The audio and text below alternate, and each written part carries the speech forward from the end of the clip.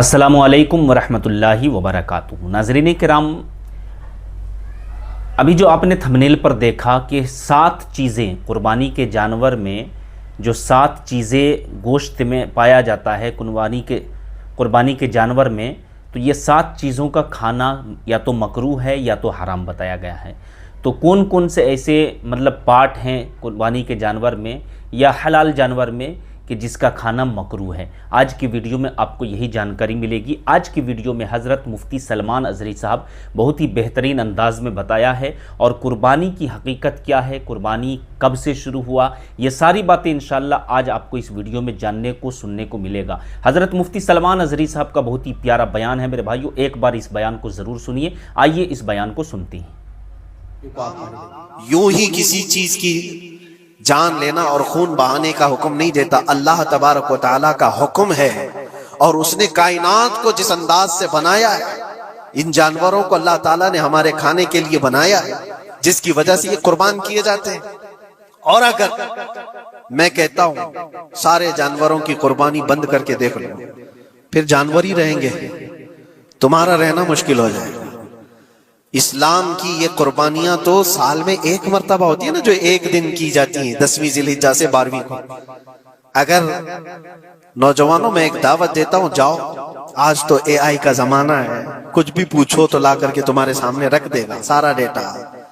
जरा ये भी डेटा निकाल करके देख लो कि साल भर में KFC में कितनी चिकन ज़बह होते हैं, पूरी दुनिया भर में पर डे।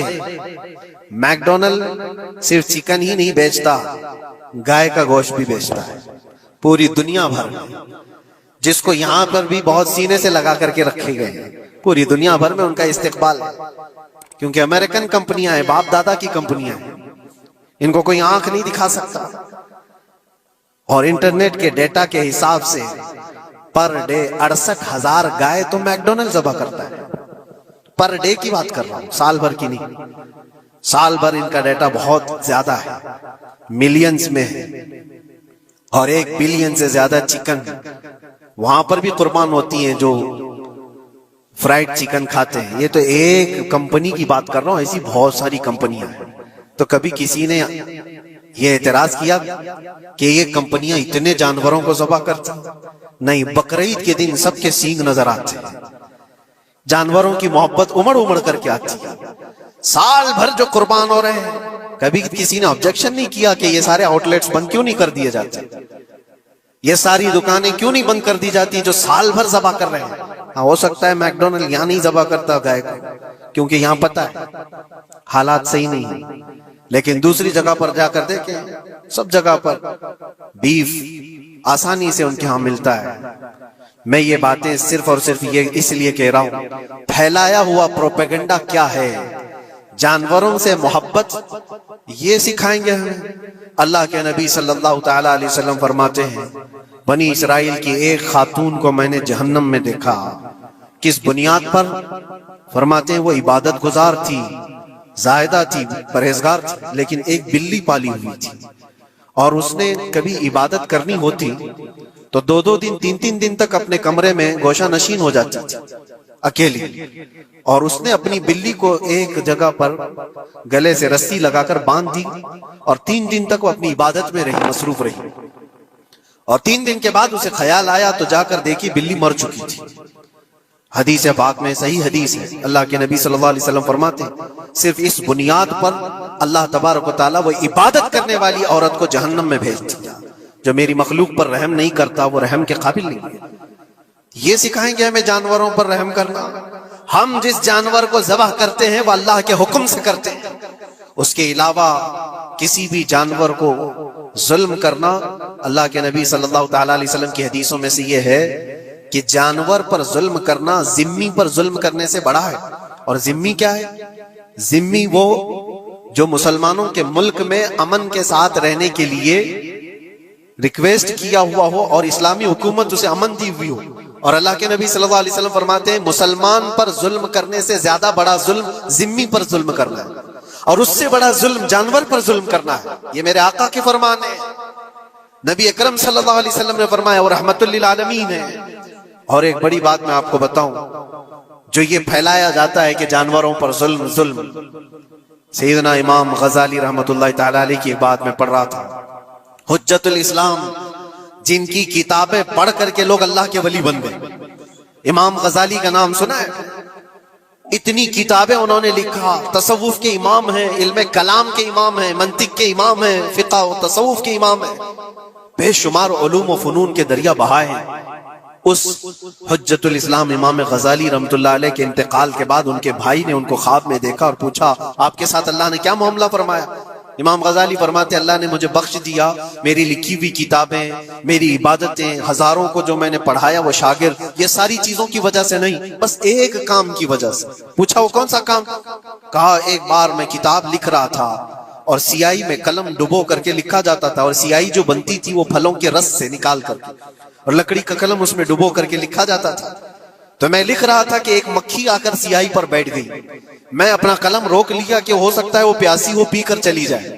کافی دیر تک وہ مکھی اس سیاہی پر بیٹھی رہی اور پی کر کے جب وہ اڑ گئی تو پھر میں اپنا قلم چلاتا رہا. یہ بات تو زندگی میں آئی اور گئی، میں نے تو اس کو چھوٹا سمجھا تھا، لیکن میری موت کے بعد رب تبارک و تعالیٰ نے مجھے اٹھا کر فرمایا جس نے میری چھوٹی مخلوق پر رحم کیا بس اس نیکی کی بنیاد پر میں تجھے جنت عطا کرتا ہوں. ایک جانور پر رحم کرنے کی بنیاد پر، ایک جانور پر رحم کرنے کی بنیاد پر. اور حدیث پاک میں، صحیح حدیث پاک میں یہ بھی ہے، ایک طوائف تھی جس نے مرتے ہوئے کتے کو بچایا تھا پانی پلا کر، اور اس بنیاد پر اس کی بخشش ہو گئی. طوائف تھی اور رحم کیا جانور پر تو اس کی بخشش ہو گئی. میں اسلام کی وہ چیزیں تمہیں بتا رہا ہوں جو دنیا تمہارے سامنے یہ چیزیں لانے سے عاجز ہے اور قاصر ہے. یہاں تک کہ اللہ کے نبی صلی اللہ تعالی علیہ وسلم نے فرمایا جانور پر اگر تم نے ظلم کیا ہے تو جس طرح سے ظلم کرو گے قیامت کے دن یہ اپنے سینگوں کے ساتھ، اپنے کھروں کے ساتھ اٹھے گا اور اسی طرح سے اس کا بدلہ بھی دلایا جائے گا. وہ تمہیں مارے گا قیامت کے دن اور بدلہ لے گا. یہ بھی حدیث پاک میں. جانور پر ہمیں اس کے چہرے پر مارنے کا حکم نہیں ہے، اس کو اس کی طاقت سے زیادہ بوجھ ڈالنے کا حکم نہیں ہے. اللہ کے نبی صلی اللہ تعالیٰ علیہ وسلم کے پاس ایک صحابی آئے، اونٹ پالتے تھے. کہا ایک اونٹ بہت سرکش ہو گیا ہے، اور جب اونٹ سرکش ہو جاتا ہے نا کسی کی کھوپڑی کھینچ لیتا ہے. ہاں وہ اسی وقت سر کو پکڑ لیا تو آدمی وہیں ختم ہو جائے. وہ کسی کے قابو میں نہیں آ رہا تھا، حضور کے پاس آئے. رسول پاک صلی اللہ علیہ وسلم نے فرمایا چلو میں چلتا ہوں دیکھتا ہوں. صحابہ کہتے ہیں حضور جب چلنے لگے تو ہمیں خوف ہوا، ڈر ہوا کہ یہ اونٹ بدک گیا ہے، سرکش ہے، کہیں کچھ نقصان نہ پہنچا ہے. اور تنہا میرے مصطفیٰ صلی اللہ علیہ وسلم آگے بڑھتے چلے گئے. صحابہ کہتے ہیں ہمیں ڈر لگ رہا تھا، لیکن میرے عزیزوں وہ رحمت للعالمین ہے، سب کی رحمت بن کر آئے. نبی پاک صلی اللہ تعالیٰ علیہ وسلم جب قریب گئے تو اونٹ کوئی سرکشی نہیں کیا، کچھ نہیں. حضور پاک صلی اللہ تعالیٰ علیہ وسلم کے چہرے کے پاس اپنا منہ کرتا ہے اور اپنی زبان کو چپڑ چپڑ چپڑ کرتے ہوئے اپنی زبان ہلا رہا ہے. اور حضور پاک صلی اللہ تعالیٰ علیہ وسلم ایسے سنتے جا رہے ہیں جیسے کسی دانشور کی بات سن رہے. پھر نبی پاک صلی اللہ علیہ وسلم اونٹ کے مالک کی طرف متوجہ ہوئے اور کہا یہ اونٹ تیری شکایت کر رہا ہے، یہ اونٹ تیری شکایت کر رہا ہے. یہ سرکش اس لیے ہوا کہ تو اس کی طاقت سے زیادہ بوجھ اس پر ڈالتا ہے اور کھانا اس کو کم دیا کرتا ہے. کیا یہ بات صحیح ہے؟ وہ جو بدو تھے، جو اونٹ کے مالک تھے، انہوں نے چہرہ جھکا لیا اور کہا وعدہ کرتا ہوں حضور پاک صلی اللہ علیہ وسلم سے کہ اس سے زیادہ، اس کی طاقت سے زیادہ بوجھ نہیں ڈالوں گا اور اس کا چارہ، اس کے کھانے کا انتظام روزانہ کیا کروں گا. نبی پاک صلی اللہ علیہ وسلم نے اس اونٹ کی رسی پکڑی اور مالک کو دے دیا. پھر وہ اونٹ اسی طرح تابعدار ہو کر نکل پڑا. یہ اسلام میں میرے آقا صلی اللہ تعالیٰ علیہ وسلم کا عدل تو دیکھو، ان کی طاقت سے زیادہ کا بوجھ ڈالنے کا حکم نہیں ہے.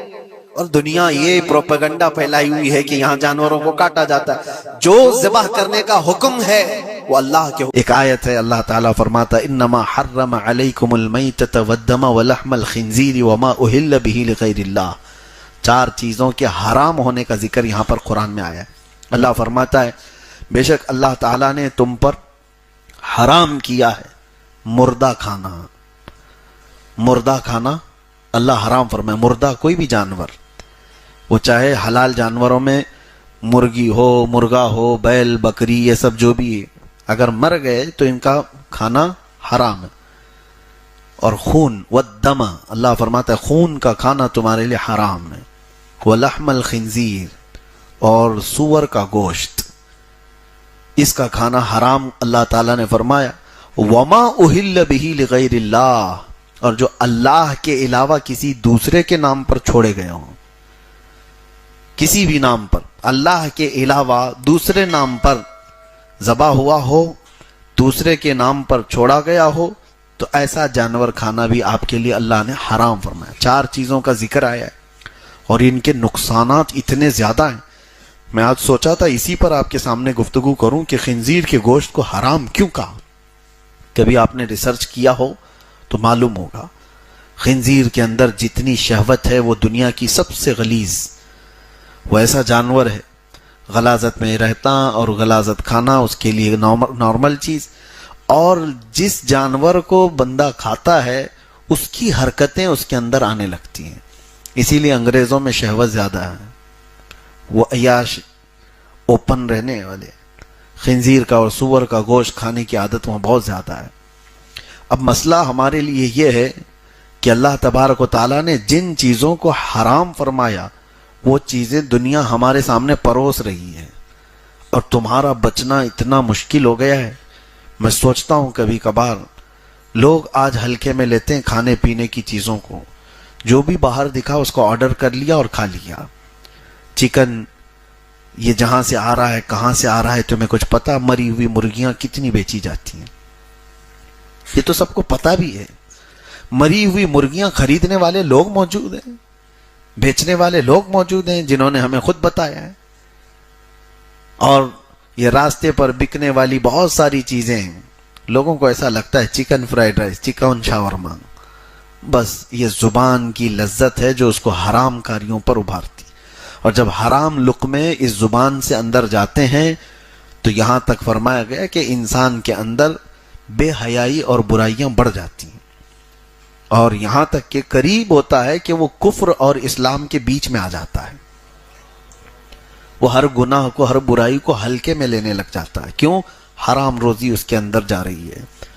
خاص طور پر اس کا یہ 4 چیزیں، اور قرآن میں اللہ نے فرمایا خون کا کھانا حرام ہے۔ کبھی کبھار یہ دیکھا گیا ہے کہ لوگ جو ہے دیہاتوں میں تو خون قصاب لوگ جمع کرتے ہیں ایک کھٹوری میں، اور وہ کلیجی کی طرح بن جاتا ہے، اور اس کو بھی بیچتے ہیں اور اس کو بھی کھاتے ہیں، اس کو بھی بناتے ہیں۔ معاذ اللہ رب العالمین، یہ سخت حرام ہے۔ اور یہ تو چلے آپ کو گھن لگ رہی ہے کہ لوگ کیسے کھٹوری میں خون کو جمع کر کے اس کو کلیجی کی طرح بنا کر کھا لیتے ہیں، لیکن بسا اوقات یہ دیکھا گیا ہے کہ گوشت کے اندر بھی خون لگا رہ جاتا ہے، چکن میں بھی، مرغی کے گوشت میں بھی، اور کئی گوشت میں بھی ایسی کہ ذبح کرنے کے بعد جو بہہ گیا خون، لیکن کچھ خون جمع رہ جاتا ہے اگر وہ کافی بڑی مقدار میں، اور ویسے ہی اس کو پکا لیا تو اس نے حرام پکایا ہے۔ عورتوں کو بھی چاہیے کہ خوب اچھی طرح سے گوشت کو دھلا جائے کہ وہ بچے ہوئے خون کے اثرات بھی اس کے اندر نہ موجود ہو۔ 2 چیزیں ہو گئی، خون کا اور مردار کا۔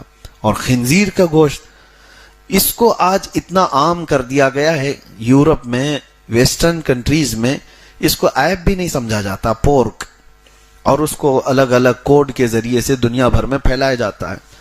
اب اس کی چربی کا الگ استعمال ہے، اس کی ہڈیوں کا الگ استعمال ہے، اس کی جلد کا، اس کی سکن کا الگ استعمال ہے۔ تو خنزیر کا استعمال، اس کی فارمنگ دنیا میں سب سے زیادہ کی جاتی ہے۔ چکن کی فارمنگ تو بہت بعد میں کی جانے لگی، لیکن خنزیر کی، سور کی فارمنگ بہت پہلے سے ہو رہی ہے، اور اس کو بہت بڑے پیمانے پر اس کی فارمنگ ہوتی ہے اور اس کو پروسا جاتا ہے۔ حضرت سیدنا عبد القاہر بغدادی رضی اللہ تعالیٰ عنہ، آج سے تقریباً 700 سال پہلے کے بزرگ ہیں، ان کی کتاب ہے، انہوں نے بہت سارے آگے کی باتیں ہیں جس کو آپ سمجھتے ہیں بھوشمانی کہتے ہیں، کچھ علماء نے اپنے علم کے ذریعے سے، کشف کے ذریعے سے پریڈکشن کیے ہوئے ہیں۔ اس میں سے حضرت عبد القاہر بغدادی کی بات میں پڑھ رہا تھا، انہوں نے کہا کہ ہند کے مسلمان ایک وقت آئے گا جب وہ خنزیر کھایا کریں گے۔ حیرت ہوتی ہے، اور میں یہ ٹاپک پر آج سے تقریباً 8 سال پہلے بیان کر چکا ہوں، اور اس پر بھی چکن پولیٹری والوں نے ہم کو نوٹس بھی بھیجا ہوا ہے کہ آپ نے چکن کو لے کر کے اتنا بولا ہے تو ہمارے بزنس پر اس کو فرق پڑتا ہے، تمہارا حرام بزنس گیا بھاڑ میں۔ یہ جو مسلمانوں کو جس چیز سے تم پروس کر کے اس کے خلاف بولنے پر تم کہتے ہو کہ ہمارا بزنس نقصان میں آئے گا، فلاں ہوگا، ایسی تو چیزوں کو ہم زندگی بھر بیان کرتے رہیں گے۔ ہم ہے ہی اس چیز کے لیے کہ مسلمان کو حرام کھانے سے بچائیں۔ کئی ایسے علاقے ہم نے سنے پیزا اور برگر کے، وہاں پر خنزیر کا گوشت اس میں عام طور پر پروسا جاتا ہے۔ ہونا کیا چاہیے؟ اب آپ ڈرے تو ہیں، لیکن میرے عزیزو اتنا احتیاط رکھو اپنے کھانے پینے میں، اتنا احتیاط رکھو کہ باہر کے کسی بھی سورس سے آنے والی چیز بغیر تحقیق کے آپ نہ کھائیں۔ جب تک آپ کو اس کے حلال ہونے کا یقین نہ ہو تب تک آپ نان ویج کو نہ ہاتھ لگائیں۔ آج کے دور کی آپ کے لیے سب سے بڑی ضرورت ہے، ایک بار کسی کے پیٹ میں حرام لقمہ جاتا ہے تو اس کی نسلوں پہ بھی اثر کرتا ہے، گھر تو گھر، اس کی نسلوں پہ بھی اثر کرتا ہے۔ بے ادب بچے، بدتمیز بچے پیدا ہوتے ہیں، رزق حرام ہوتا ہے۔ تو اس چیز کا لحاظ رکھیں، کھانے پینے میں ہمارے حلق سے اترنے والی چیز، گوشت کھانا واجب اور فرض نہیں ہے، فرض نہیں ہے، ہاں بغیر اس کے زندہ بھی رہ سکتا ہے آدمی۔ تو جہاں ایسی نوبت ہے، کسی ایسی جگہ پر آپ گئے ہوئے ہو جہاں آپ کو لگتا نہیں ہے کہ یہاں حلال طریقے سے ذبح ہوا ہو، تو آپ کو ضروری نہیں ہے کہ فرض اور واجب ہے کہ گوشت کھا ہی کے رہوں گا۔ لوگ اتاولے ہو جاتے ہیں کہ یہاں یہ نان ویج نہیں مل رہا ہے تو کیسے چلے گا؟ کیوں نہیں چلے گا؟ کیسے نہیں چلے گا؟ کچھ لوگ بیڑی سگریٹ والے جو بولتے ہیں کہ نہیں 1 گھنٹے بھی نہیں رہ پاتے ہیں، میں ان سے پوچھتا ہوں پھر سحری سے افطاری تک کیسے رہتے ہیں؟ تو ناظرین کرام، آپ نے پوری ویڈیو دیکھ لی اور سمجھ گئے ہوں گے کہ کن چیزوں کا کھانا حرام ہے۔ آپ نے بہت ہی بہترین انداز میں مفتی سلمان اظہری صاحب کی اس بیان کو آپ نے سنا۔ تو ناظرین، یہ ویڈیو دیکھ کر کے آپ کو کیسا لگا؟ اپنی رائے کو کمنٹ میں ضرور بتائیں اور ویڈیو کو صدقہ جاریہ کے اپنے دوستوں ضرور شیئر کریں۔ السلام علیکم ورحمۃ اللہ وبرکاتہ۔ تو ناظرین، ابھی آپ نے مکمل بیان کو سنا، یہ بیان آپ کو کیسا لگا کامنٹس میں ضرور اپنی رائے دیں۔ میرے بھائیو، ابھی آپ نے بتایا، حضرت مفتی سلمان اظہری صاحب کی پورے بیان کو سنا، اور حضرت مفتی سلمان اظہری صاحب نے کیا بتایا قرآن پاک کی آیت کریمہ سے کہ قربانی کے جانور کا جو ہے نا خون، والدم ولحم الخنزیر، یعنی کہ والدم کا مطلب خون ہوتا ہے، تو یہ خون کا بھی کھانا حرام ہے، خنزیر کا بھی کھانا حرام بتایا گیا ہے۔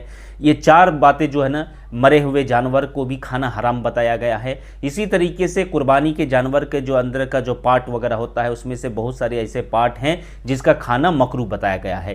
تو میرے بھائیوں، آپ سے گزارش کرتا ہوں کہ اس ویڈیو کو اپنے دوست و احباب میں ضرور شیئر کر دیجئے اور چینل کو ضرور سبسکرائب کریں۔ السلام علیکم ورحمۃ اللہ وبرکاتہ۔